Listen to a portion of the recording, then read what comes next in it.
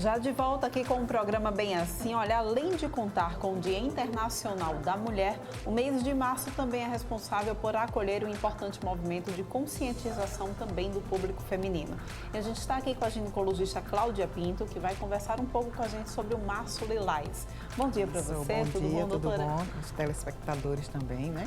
Março Lilás, o que ele conscientiza? Isso, o Março Lilás se conscientiza a conscientização, né? Assim, anual, porque a gente não diz só o Março Lilás, né? A gente tem que ter consciência todo ano. Então, a partir do momento que tem a primeira relação sexual, é muito importante a gente ter a prevenção de colo uterino, porque o Março Lilás é uma conscientização para aquelas pacientes que já tiveram relações sexuais com múltiplos parceiros, né? É uma relação sexual mais precocemente possível para que essa doença ela não venha a se propagar. Uhum.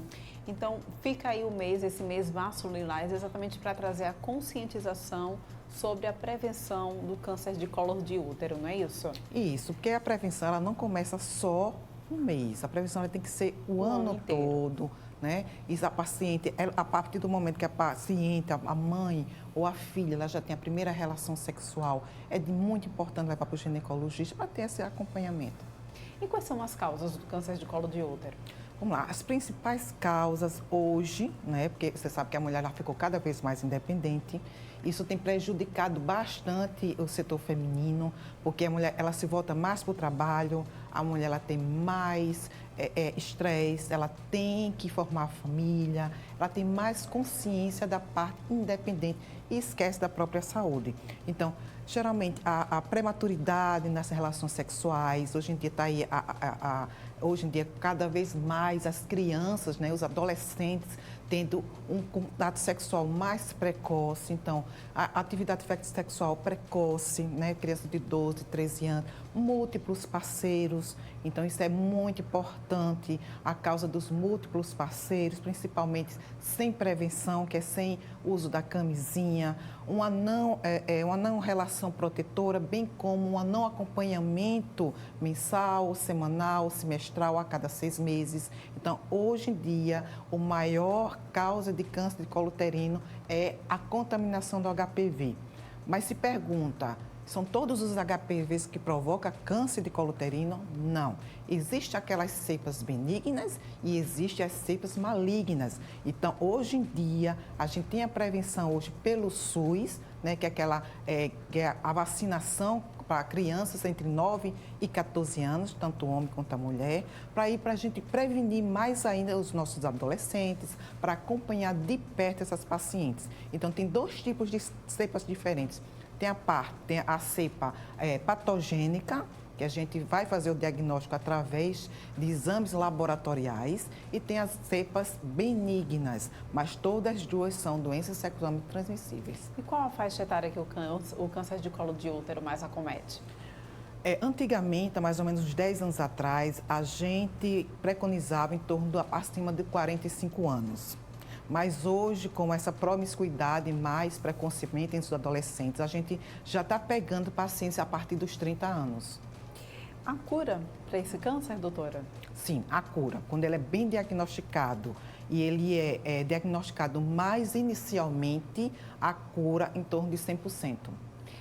Sobre o diagnóstico, né? Como que a gente pode identificar os sintomas do câncer de colo de útero? Então, vamos lá.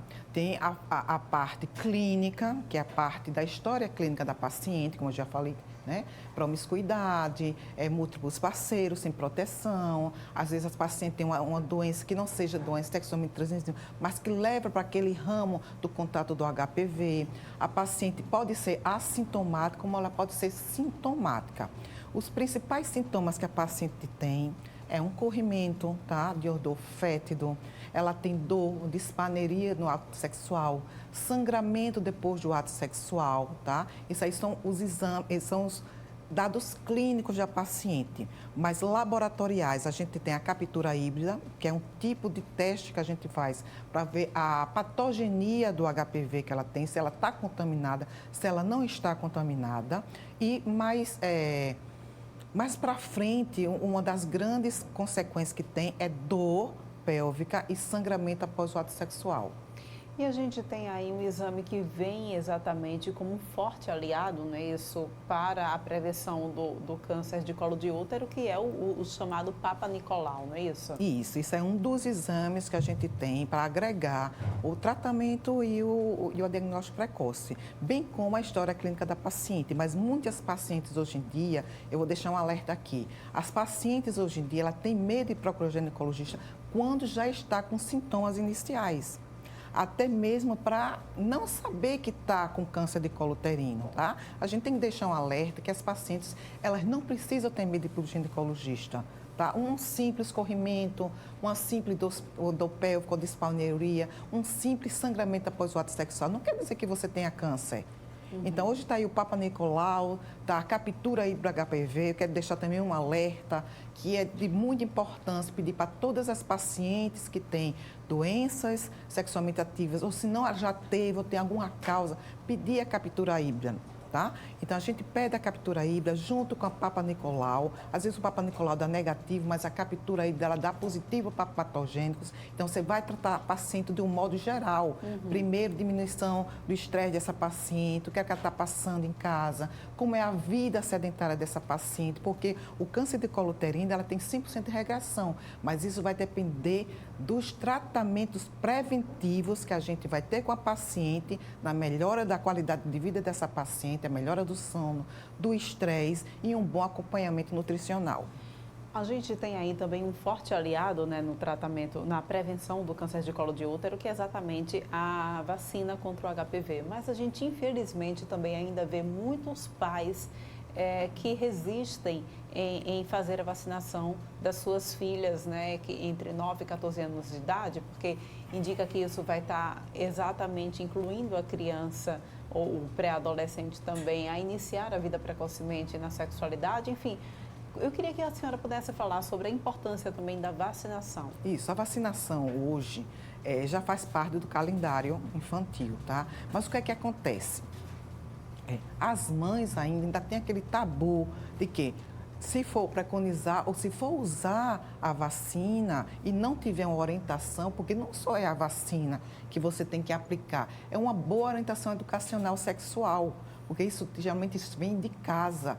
Então, não adianta você vacinar a criança se você não tem uma boa orientação sexual. Então, hoje já faz parte do calendário a vacinação tetravalente, que é aquela contra os HPV cancerígenos, tem mais de 50, e que a criança ela pode ser vacinada entre 9 a 14 anos. Mas hoje lembramos que a vacina ela é muito importante, mas sim, inicialmente tem uma boa educação sexual. Nada melhor do que uma boa educação sexual. Usar preservativo também ainda é muito importante, não só para prevenir o câncer de colo de útero, mas outras doenças também, como AIDS, sífilis, enfim. Isso, a camisinha hoje em dia ela é muito importante para prevenção. Lembrar que o HPV com camisinha ou sem camisinha, a paciente ela pode ter, tanto homem quanto mulher. E hoje em dia, muitos e muitos casais, né, vem no meu consultório, que o paciente está totalmente contaminado e a paciente não está. Mas isso vai depender muito do sistema imunológico do paciente. Então, lembrar que hoje tem muitos e muitos, cerca de 80%, 90% dos casais, um tem e o outro não apresenta. Então, a camisinha hoje, sim, ele é um meio de prevenir, né, uma doença sexualmente transmissível, mas o HPV benigno, ele pode aparecer em qualquer parte do corpo, porque a contaminação é através de secreção vaginal, secreção peniana. Então, o HPV, ele é também uma prevenção do tipo que você vai ter essa contaminação. Então, a camisinha, ela é muito importante, mas em algumas ocasiões ela pode diminuir a sua proteção, porque a maioria dos casais vai colocar a camisinha só no momento da ejaculação. Isso aí não tem importância, ele tem que colocar antes mesmo do ato sexual. Muito bem, eu queria então que a senhora pudesse explicar o seguinte: fiz todos os exames, fui diagnosticada então com câncer de colo de útero, como que é feito o tratamento? Então vamos lá. Inicialmente tem vários tipos de estágio do câncer de colo uterino, tá? Então tem aquele nível que é o nível mais precoce, que é o carcinoma in situ, mas tem aqueles níveis que são chamados de pré-cancerígenos, tá? Não é o cancerígeno, mas também, se você não tiver cuidado, porque um câncer hoje de colo uterino, para ela se instalar e desenvolver um câncer, é em torno de 10 anos. Então, quanto mais precoce, melhor. Então, tem aqueles níveis de contaminação através do HPV, que é o NIC1, que é a chamada neoplasia intracervical grau 1. Ela pode vir apresentar o grau 2, grau 3 e carcinoma in situ. Então, quanto mais precocemente a gente diagnosticar esses níveis de neoplasia intracervical, mais fácil é o diagnóstico. Então, isso vai depender muito do grau que está essa contaminação, tá? O tratamento vai de uma simples cauterização, uma eletrocauterização, a parte mais evolutiva, que seria um cono, ou seja, a retirada daquela região contaminada e, posteriormente, se realmente for um carcinoma in situ, a gente vai verificar a idade da paciente, se ela está na idade prole, se a paciente ela já teve vários filhos, né? Se ela já tem a prole definida. Então, isso vai depender muito da idade da paciente, vai depender muito também da prole definida dessa paciente, para a gente ir para um tratamento mais agressivo, que seria uma esterectomia, uma radioterapia, uma quimioterapia. Doutora Cláudia, qual a relação, e se é que existe alguma relação em relação ao câncer de colo de útero e a capacidade de reprodução da mulher? Sim. Geralmente, o câncer de colo uterino, ele é hormônio dependente, tá? Hoje em dia, nos Estados Unidos, tem muitos estudos avaliando que a paciente que tem, por exemplo, câncer de mama, câncer de colo uterino, vai depender muito do estágio, porque ele é hormônio dependente. O que isso significa? Isso quer dizer o seguinte, um câncer de mama, ele para ser instalado, também são 10 anos. Então, hoje, a câncer de mama, ele é totalmente progesterônico dependente.